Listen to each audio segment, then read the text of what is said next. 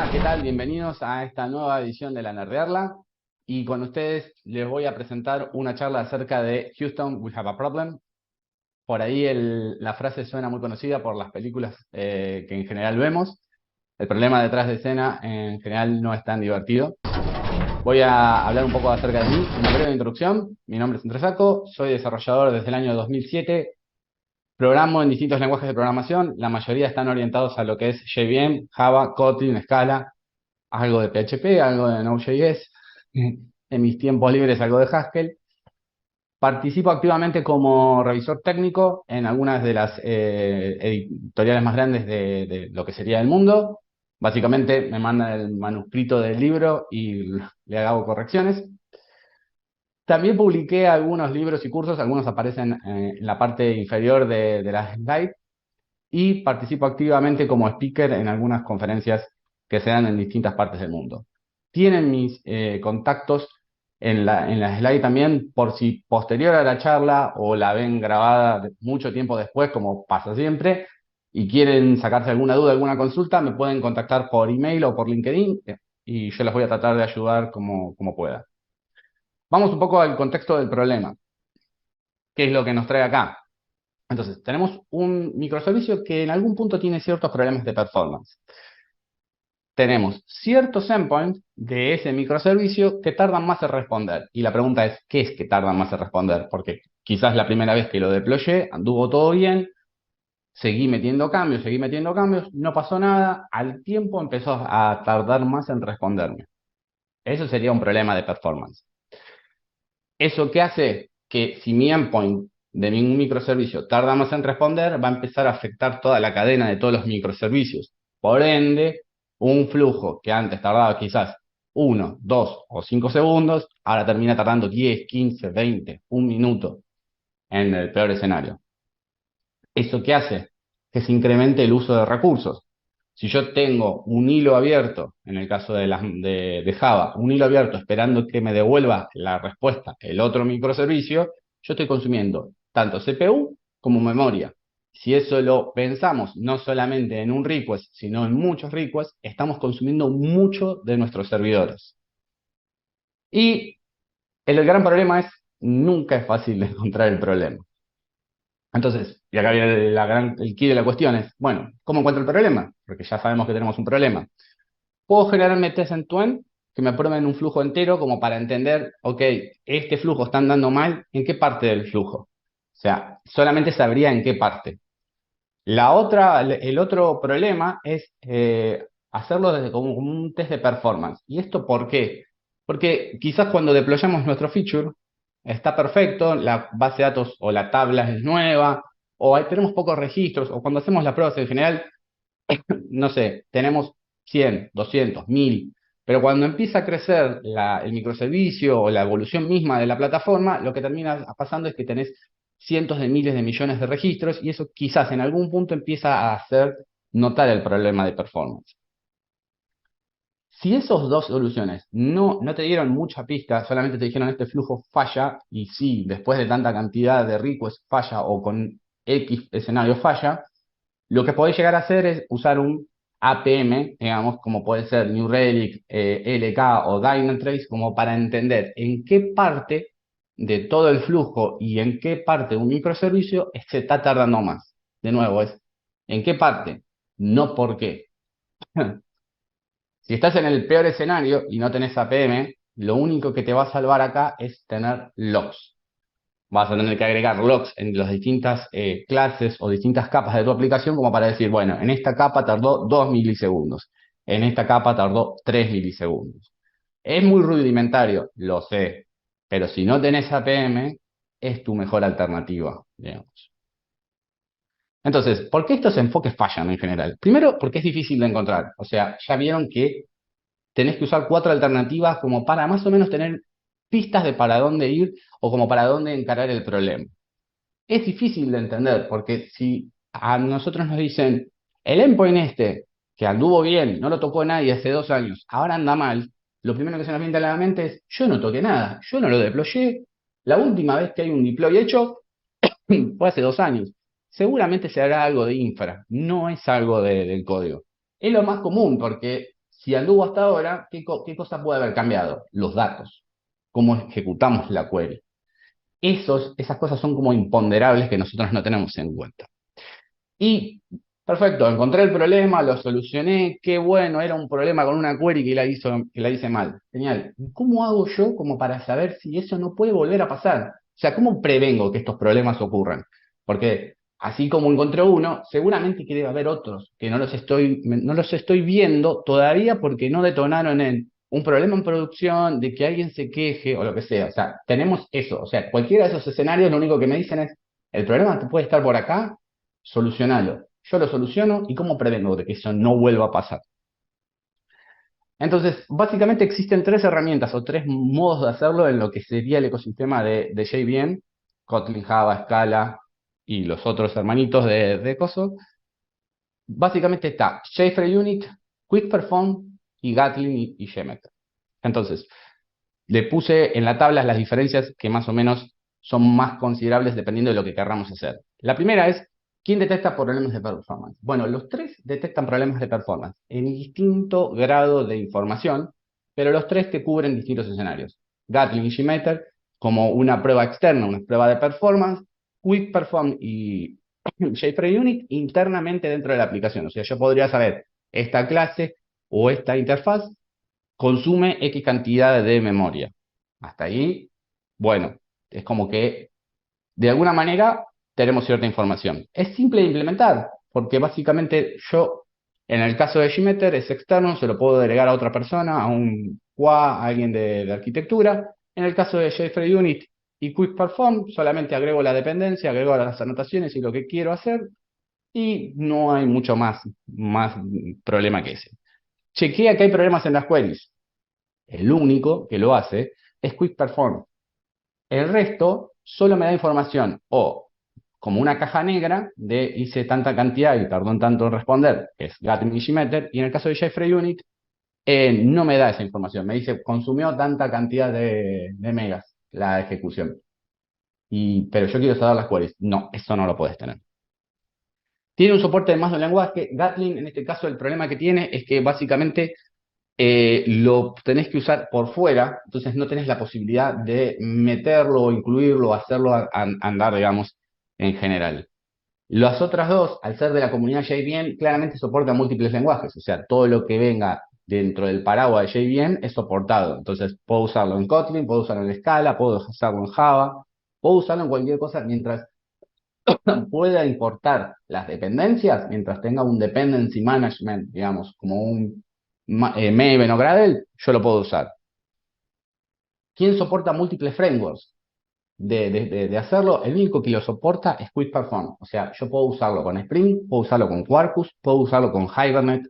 Entonces, de alguna manera, y están ahora empezando a darle soporte a otros frameworks un poco más chicos, digamos, pero en el roadmap los más grandes están siendo cubiertos. Entonces es como que ya se empieza a dilucidar para dónde va la respuesta y el único que corre por fuera de la aplicación, y es la gran ventaja porque se lo doy a alguien y lo hace, pero no sé, digamos, el detalle fino de adentro de qué falló, es Gatling. Claramente se nota cuál es el ganador, por eso, cuáles son los pros y las contras de Quick Perform. Primero me muestra dónde está el problema, ¿sí? O sea, yo puedo saber en qué parte de la aplicación o en qué clase o en qué interfaz está fallando. Puedo validar el número de queries que se ejecutó. O sea, yo voy a decir, este método o este repositorio o este servicio tiene que ejecutar un insert, un select y nada más que eso. Se integra casi perfectamente con Spring Boot, con Quarkus, dado que el 67% de la comunidad de Java usa Spring Boot, es como el gran aliado en esto. Chequea el uso de recursos, o sea, podemos chequear cuánta memoria, cuánta CPU se está usando para ejecutar cierta parte del proceso. Acá vienen los problemas, porque no todo es gratis. Primero necesitas una base de datos, porque yo voy a probar las queries, necesito una base de datos de verdad. O sea, y se imaginarán que no es lo más aconsejable usar una base de datos de algún ambiente estable. ¿Por qué me van a decir? Porque las queries necesitan ser idempotentes. Entonces, si yo agarro una base de datos de Stage o de un ambiente preproductivo, ejecuto mis tests para que se inserten, la próxima vez que yo los ejecute, van a fallar. Imagínense que estoy insertando, supongamos, una persona en una tabla, digamos, la tabla personas. Y el campo unique va a ser el número de DNI. La primera vez me lo va a dejar insertarlo más bien. La segunda corrida del pipeline va a fallar. Ya existe esa persona acá. Entonces necesitamos buscar un mecanismo de que forma tal de que yo pueda ejecutarlo n veces y no sea un problema. Hasta ahí están claras las ventajas y las desventajas. Perfecto. Voy a mostrarles un ejemplo de esto. El repositorio está acá por si lo quieren bajar. Entonces, voy a salir de acá y les voy a mostrar un poco lo que tiene el repositorio. El repositorio, básicamente, cuando lo descarguen, va a tener una API, que es la que vamos a usar de prueba, un directorio end-to-end que tiene los test de integración, que es un poco lo que les expliqué a lo largo de esta charla, que es cómo hacer el procedimiento de cómo me fui dando cuenta de dónde estaba el problema. Y acá están los requirements, o sea, lo que necesitan ustedes para correrlo, cómo chequear si tienen de verdad los requerimientos, cómo corren la API, documentación, versión de JDK, o sea, tienen mucha información. Entonces, yo corrí la aplicación siguiendo el README file y me encuentro con este Swagger que está acá. Es una API bastante simple que básicamente lo único que tiene es una ciudad, le paso un código y me devuelve el nombre de la ciudad, una descripción, un time zone, qué país está asociado a esa ciudad, o sea, de qué país es, qué continente contiene, digamos, a esa ciudad. Simple, cortito y al pie. Entonces, ¿qué haría yo? Me dicen, tengo un problema de performance en esta API. Bueno, perfecto. ¿Cómo lo haces? ¿Cómo lo manejas? Yo lo que hice es, este es el mismo repositorio que les acabo de mostrar, no hay nada de distinto. Tengo corriendo la API acá, por lo que ustedes ven, y lo que hice es correr un comando dentro de los end-to-end para ejecutar mi test de integración, mi test de performance, sorry.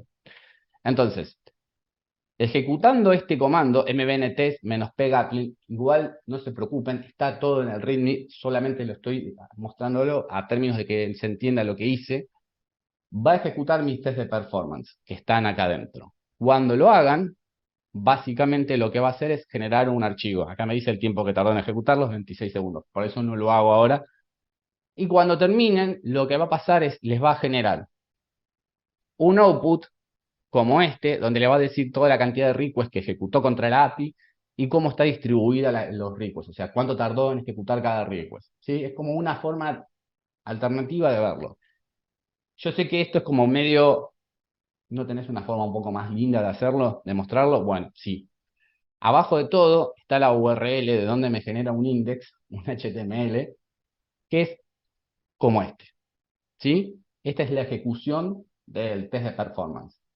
Este fue como el primer, digamos, la primera iteración. O sea, hice un test end-to-end, un test de performance. Lo segundo que dije es, ok, fíjense de agregar logs. Entonces, ¿qué hice? Tengo otra abierta y le agregué logs. Estos logs son de la última ejecución que hicimos recién. O sea, dame los datos de la ciudad de Buenos Aires, son los logs de acá. Estos de acá abajo, que estoy diseñando con el mouse. Entonces, hay un log que me dice, quisiste obtener los datos de la información de Buenos Aires, y me muestra, ya hay un primer indicio del problema, me dice, mira, para darte la respuesta que vos querías, tuve que hacer dos queries. O sea, en vez de hacer un join, hice un select contra una tabla y después hice otro select contra otra tabla. Entonces, ¿qué te va a decir cualquier persona, cualquier DBA? ¿Por qué no lo hiciste con una sola? Y puse cuál es la duración en cada una de las capas. O sea, hice como un combo. Logué cuánto tarda por cada capa y logué la query. ¿Sí? Bien, listo. Se terminó la parte, digamos, de mostrarles el problema. Ahora vamos a mostrarles la solución, porque si no, esto no tiene mucho sentido. Entonces, en mi POM file, que están viendo ustedes acá, lo que voy a hacer es, ¿se acuerdan que teníamos un problema de que la base de datos teníamos que usarla de algún ambiente o de algún lado y necesitamos que sea idempotente? ¿Cómo soluciono eso? Bueno, en la comunidad de Java, digamos, o en la comunidad JVM existe algo que se llama test container, que básicamente lo que es una imagen de Docker, o me permite correr contenedores de Docker. Está separado como en dos partes, digamos. El primero, que es como el core, que básicamente se integra con el framework de testing. Y el segundo, vos por cada módulo o base de datos o vendor en particular tenés como, digamos, como una dependencia o librería que se encarga de transformar, digamos, toda la mensajería, los logs y demás, como para entender, ok, yo base de datos estoy viva y acepto conexiones. O sea, toda esa magia de estoy viva y acepto conexiones está acá. O sea, ya resolvemos los dos problemas que tenía Quick Perform. Y lo otro que tengo que hacer es agregar las dependencias que necesito para usar, que también son dos. Paso a explicar. Una es el core, que es la de arriba de todo. Esta de acá arriba es el core, indistintamente de qué vayamos a probar. O sea, con esto podemos probar cuánta memoria o CPU usa la ejecución de un método en particular. Y esta en particular de acá abajo es para chequear las cosas que están relacionadas con Spring Boot y la ejecución de queries. O sea, el de arriba es para el core, cosas básicas de JVM, y el de abajo es solo para medir una parte en particular, digamos. Si quisieran usar Quarkus, acá deberían cambiar la dependencia a otra cosa. Hay una dando vuelta para Spring Boot 3, para los que estén usando Spring Boot 3. Y entonces, ¿qué es lo que le sigue a esto? Tengo que empezar a crear mis tests. Entonces, ¿cómo lo voy a hacer? Voy a mostrarles cómo se hace. Voy a generar una clase acá, new file, por Java, y lo que voy a hacer es copiar y pegar el código que ya tengo prearmado para mostrarles a ustedes qué hago y no perder tanto tiempo en las cosas. Entonces, ¿qué hace? Porque acá hasta ahora tiré mucha magia y me van a decir qué hiciste, digamos. Creé una clase de test, nada loco, y le puse 4 anotaciones arriba. La de abajo de todo es como una de cualquier cosa de Spring Boot, no estoy diciendo nada raro. Entonces, esto va a ejecutar la aplicación y le estoy diciendo acá, guarda, esta clase necesita ciertos test containers, ciertos contenedores. Acordate de que tenés que manejarlo, vos, digamos, test container, el ciclo de vida. Y le agregué otras dos. Una es para medir las cosas de Quick Perform, que es esta de acá. Le estoy diciendo, mira que vas a tener que colectar métricas. ¿De qué? No le dije todavía. Y el de abajo le dije, y el de arriba le digo, mira que vas a tener que colectar métricas de SQL. O sea, es como que le estoy siendo un poco más específico. Entonces, acá tengo un repositorio. El repositorio es básicamente el acceso o la capa que se encarga de acceder a la base de datos. Y acá tengo la declaración de mi container. O sea, básicamente es lo mismo que si lo creara en un archivo de Docker Compose, lo estoy definiendo acá. Estoy definiendo la versión de MySQL, el nombre, la password y demás. Y le estoy diciendo, antes de arrancar cualquier cosa, antes de correr los tests, levantame el container. ¿Sí? Y como la URL, el usuario y el password lo definí acá, perdón, acá arriba, yo necesito decirle, mira que la URL es esta. Entonces, dinámicamente, después de que se levantó el container, que yo ya tengo la URL armada, que tengo todo armado, le digo, ok, seteame en el contexto del test estas cosas. Bueno, ahora voy a mostrarle básicamente un test y me van a decir, no le estoy viendo la magia a tu código, porque esto es básicamente un test común y corriente de Java, donde básicamente estoy buscando en el repositorio cierta información y nada más. Y chequeo los datos. Y es, che, Andrés, ¿cuál es el truco de esto?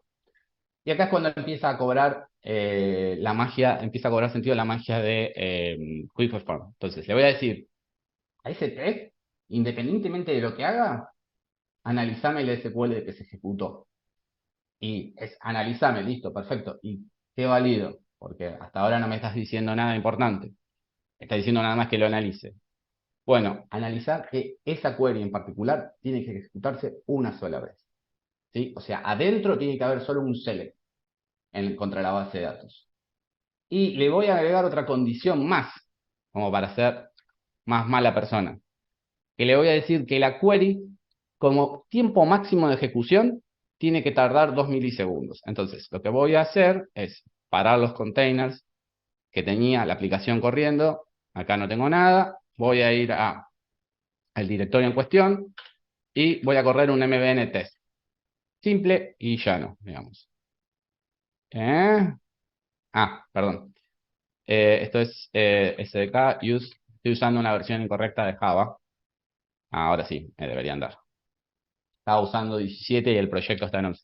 Eso es mi culpa. Van a ver que se ejecuta un montón de código, van a ver que empieza a haber un desparramo de logs y me van a decir, ¿qué estás haciendo? Yo estoy viendo y no entiendo nada. Es que en el medio de todos esos logs ejecutó los containers, ¿sí? Y falló. Ustedes están viendo acá, hay un error y me vas a decir, che, encima que lo ejecutaste mal. No, no, no es que lo ejecuté mal. Es que falló las condiciones que yo le puse. O sea, ¿yo qué le puse? ¿Qué le pusimos? Que se tiene que ejecutar una solo select. Y recuerden que al principio de la charla yo les mostré que se ejecutaba 2 select. ¿Sí? Acá me dice, mirá, vos esperabas 1, yo encontré 2. Te sugiero cómo solucionarlo, encima te ayuda. Te dice, mirá, acá te paso un par de links como para que lo resuelvas. Y nos da como output o como respuesta la ejecución de toda la query. Bien, ahora me vas a decir, bueno, sí, buenísimo esto, pero esto solo funciona para el select. Y para los términos prácticos, solamente como para ser más rápido, también lo podemos hacer para el insert. ¿Sí? O sea, hay otro método que acabo de copiar y pegar, pero lo puedes hacer para el insert. Y también lo puedes hacer para lo que sea. O sea, la idea de esto es reducir la cantidad de problemas que podés llegar a tener. Si yo lo vuelvo a ejecutar, esto va a tardar unos segundos, pero básicamente va a ser exactamente lo mismo. Y vos me vas a decir seguramente, con mucha razón, me vas a decir, sí, Andrés, pero vos estás probando solamente que haga un select o un insert. Es buenísimo lo tuyo. Acá igual va a fallar, está bien que falle, porque sigue fallando por el otro. Fallan dos encima. Los dos que agregué.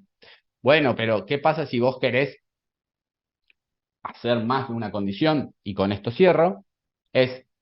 Vos podés hacerlo tranquilamente. De hecho, la inserción en la base de datos con el post, digamos, hace dos cosas. Primero, valida que no haya uno más, una ciudad antes existente con el mismo código, y después lo inserta. O sea, hace un select y un insert.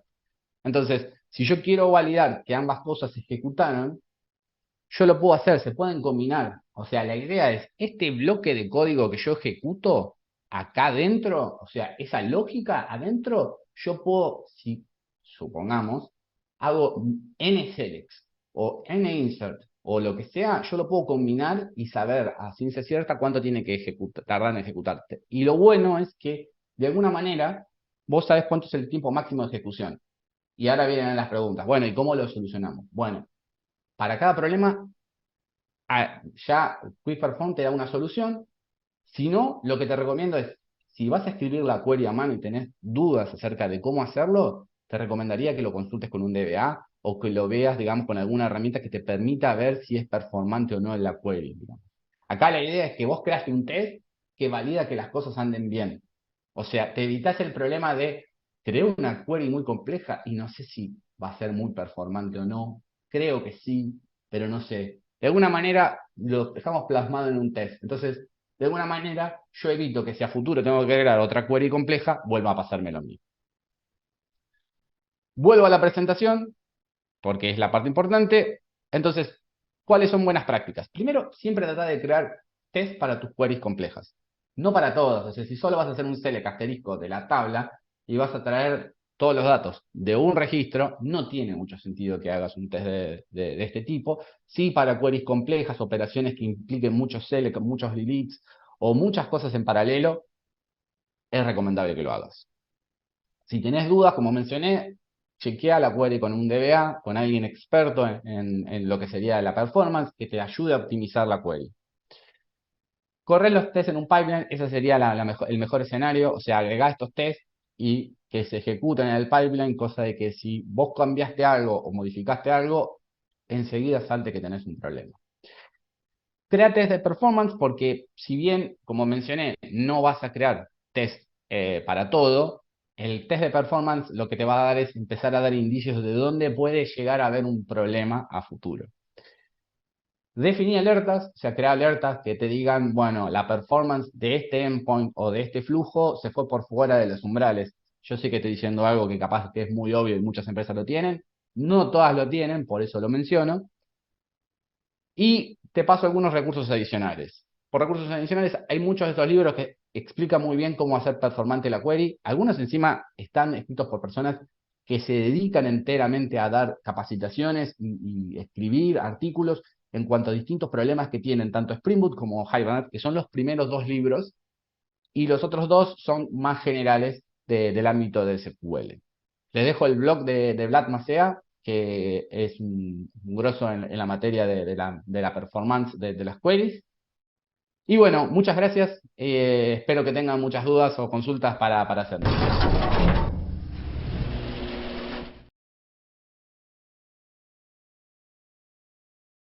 Vamos a nerdear. Vamos a nerdear. Bueno, ¿cómo están? Bienvenidos de vuelta. Tenemos a Andrés Saco para unas preguntitas que tenemos para él. Hola Andrés, ¿cómo estás? ¿Me escuchás? Sí, te escucho perfecto. ¿Cómo anda todo? Bien, todo bien. Dame un segundito que estoy viendo acá el Swapcar, que tenemos varias preguntas para hacerte. A ver si la cámara me acompaña ahí. Bien. Tengo un problemita técnico con mis preguntas. Con las preguntas, ¿querés que te diga las preguntas? Sí, te puedo pedir, por favor. Vamos a mirar. Están preguntando qué alternativas a esta herramienta existen para PHP. Gracias, Edu. Bien. El tema es que la librería en sí no tiene soporte para ningún otro lenguaje. De hecho, creo que es la única librería que existe en Java o en la comunidad de JVM, porque la otra que mencioné, que era JFrayUnit, no cubre eso, digamos. De hecho, tiene re poca difusión la librería. Es como que la encontré de casualidad y el autor, digamos, está tratando de publicitarla en distintas conferencias y la empecé a usar y por eso llegué a eso, digamos. Pero traté de buscar el equivalente y no hay equivalente en casi ningún lenguaje. Sí, de test container que habían mencionado ahí en el chat, pero de Quick Perform no. Bien, Al menos gran difusión. Bien, ahora sí las tengo las preguntas, perdón. ¿Te parecen insuficientes las métricas que nos tira de Performance Lighthouse en comparación con las herramientas que mencionaste? Pero hasta donde tenía entendido, igual puede ser que le esté pifiando, pero Lighthouse no es o sea, de la parte web. O sea, acá yo estoy tratando de chequear la performance de un microservicio en particular. O sea, de atrás de escena, digamos, desde el backend, no desde el front. Es como que me serviría si yo quiero mostrar o quiero saber si al apretar, por ejemplo, un botón empieza a tardar más. Sí, bueno, pero ese botón, ¿de dónde viene, digamos? Acá yo ya sé que algo falla, digamos, o que está tardando más. Son distintas herramientas, pero que básicamente te muestran la performance. Bien, buenísimo. Bueno, sigo. ¿Te parece que es una buena idea probar todas las consultas en la aplicación? Ese es un gran problema. O sea, si tenés un proyecto que ya lo creaste, que ya lo tenés usando hace, no sé, 3 años, 2 años, crear todo de cero es una invitación a que te quieras morir, básicamente, porque son un montón de queries. Sí, es como que soy realista. Me parece que, de hecho, a mí me pasó eso. O sea, yo creo que hay que usarlo en las queries donde hay demasiada complejidad. Yo mostré el ejemplo más burdo, que es un select contra 2 tablas, y me vas a decir, no tiene sentido eso. Yo diría tengo una query compleja o una operación compleja, y ahí sí le agrego el test.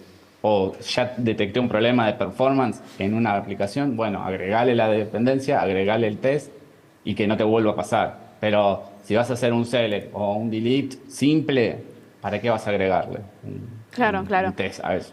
Claro, y haciendo un follow-up de esa pregunta, ¿tenés alguna recomendación como para elegir cuáles serían, digamos, tu top 3 ante esa situación para discernir cuáles usar? Para saber qué cosas hacer, digamos. Sí, si tuvieras esa en- situación de que tenés que probar todo, ¿cuál es tu top 3 para decir, bueno, empiezo por acá? En criticidad creo que los selects son como los candidatos. O sea, Bien. las operaciones de que implican join, en general los insert son, salvo que tengas algo demasiado raro, o los delete, no tienen mucho sentido. Igual los update.